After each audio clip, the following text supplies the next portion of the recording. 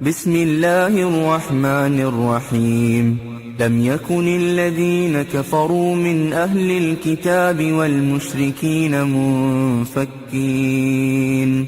والمشركين منفكين حتى تأتيهم البينة.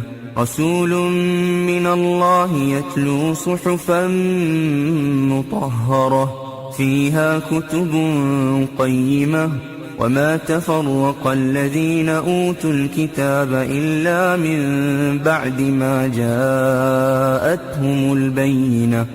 وما أمروا إلا ليعبدوا الله مخلصين له الدين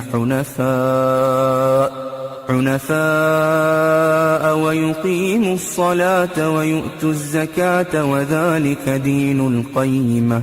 إن الذين كفروا من أهل الكتاب والمشركين في نار جهنم خالدين فيها أولئك هم شر البرية.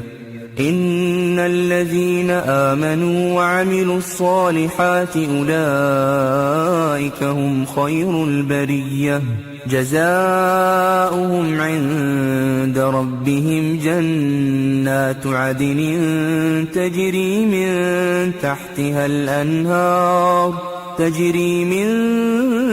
تحتها الأنهار خالدين فيها أبدا. رضي الله عنهم ورضوا عنه ذلك لمن خشي ربه.